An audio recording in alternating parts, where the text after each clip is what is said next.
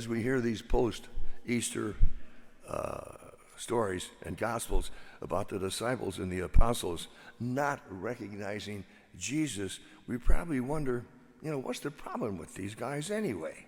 When Mary Magdalene first saw Jesus, she thought he was actually the gardener who may have taken Jesus' body before Jesus revealed himself to her.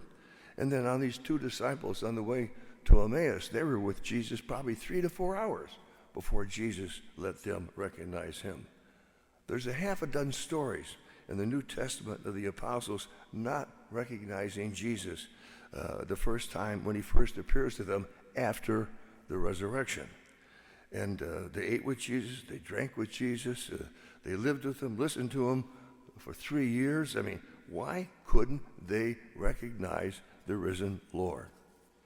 When I was going through diaconate training up at Mundaland almost 30 years ago, we had a wonderful scripture scholar by the name of Susan Perez, and she taught at Chicago Theological Seminary.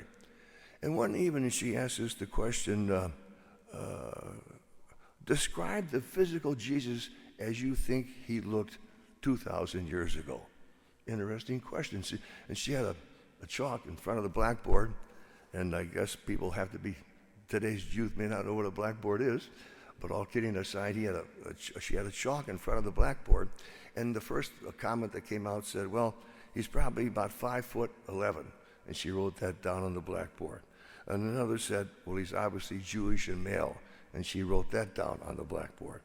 And then a couple of other things came up, and when we finished our description of what we thought Jesus looked like 2,000 years ago, it went something like this: 33-year-old Jewish male, 5 foot 10 inches tall, medium build, olive-skinned, brown eyes, bearded, fluent in Aramaic, and that's the language of the time, and also probably very fluent in Greek. This description that we put together probably pretty much sums up the physical Jesus of 2,000 years ago. In our own minds, each of us have a mental image what Christ might look like before crucifixion. But what's our mental image of what Christ might look like after the resurrection? If you are of Asian heritage, your resurrected Christ will have Asian features. If you are African American, your Jesus may be black. In fact, at St. Sabina's Church on the south side, there's a huge mural of a resurrected black Jesus behind the main altar. If you're European heritage, you might have a Caucasian Jesus of the resurrected Christ. Interesting thought, isn't it? We would all have a different image of what the resurrected Christ would look like. It could be brown, black, white, Asian, whatever, and we would all be correct. There's no wrong answer, be it black, white, brown, or Asian. In reality, the risen Christ transcends the physical characteristics that he had taken when he walked on earth. The risen Christ transcends everything we could possibly imagine. The risen Christ is transformed, changed. When Jesus brought Lazarus back from the dead, Jesus would still die again. He was very mortal. But Jesus is a shining, transfigured spirit. He can walk through doors, appear suddenly in locked rooms, but he can still eat with the apostles. He is still flesh and bones.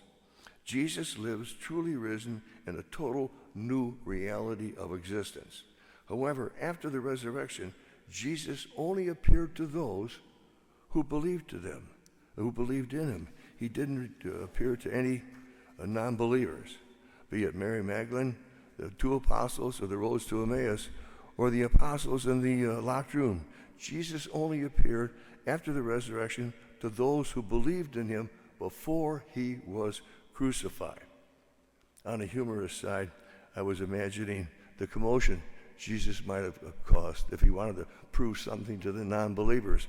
If on Easter morning he'd showed up when Pontius Pilate and his wife were eating breakfast, that Jesus suddenly appeared right in the room.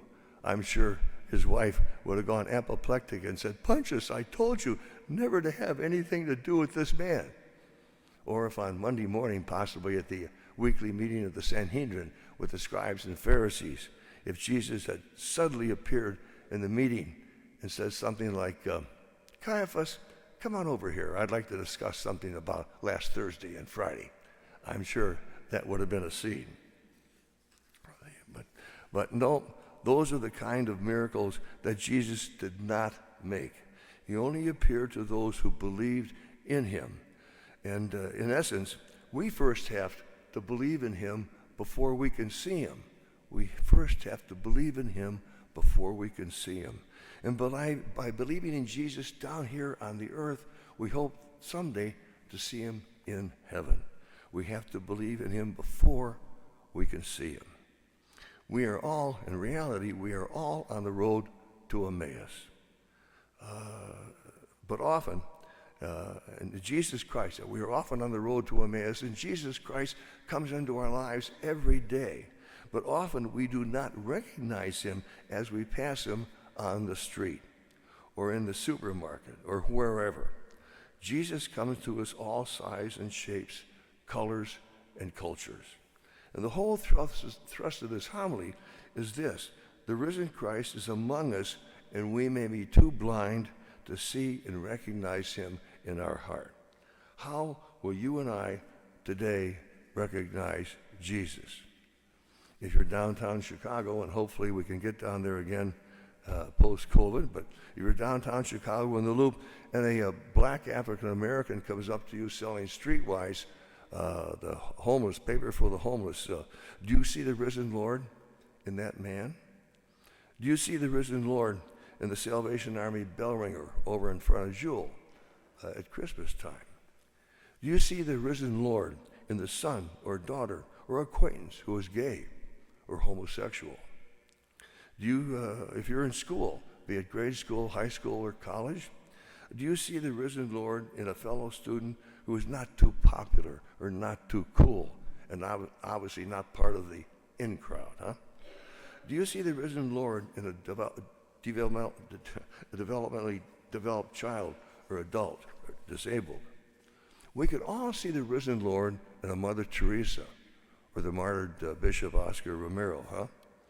But there's actually, I still see the risen Lord in many of our parishioners here today, hopefully doing the same thing post-COVID as they did pre-COVID. The hundreds of volunteers we have, or many, that work in our sharing room and take the food down to the inner city. Our Eucharistic ministers that bring communion to the homebound and to the hospitals, 40, 50, or 60. It's an amazing group. Those who are in the bereavement ministry, helping people during their loss, planning funerals.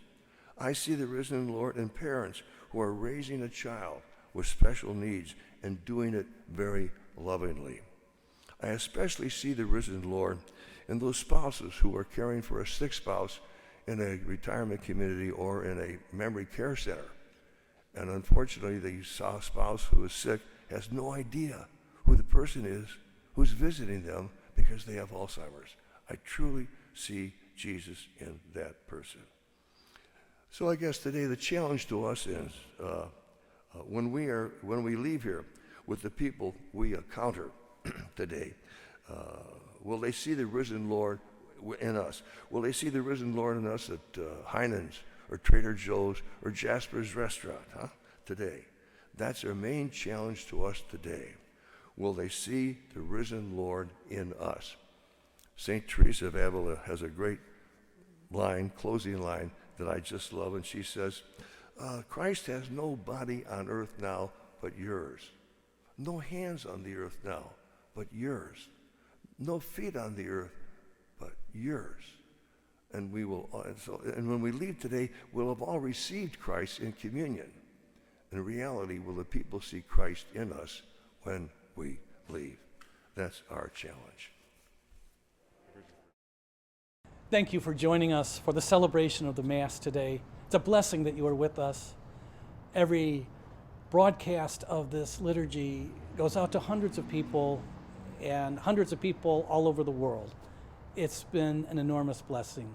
If you'd like to support this virtual ministry of OLPH, please go to our website.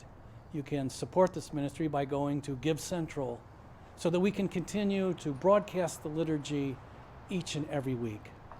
Thank you for your support. Most of all, thank you for joining us today. God bless you. Greetings from OLPH. cream or something that's needed? Or cream cheese or something like that?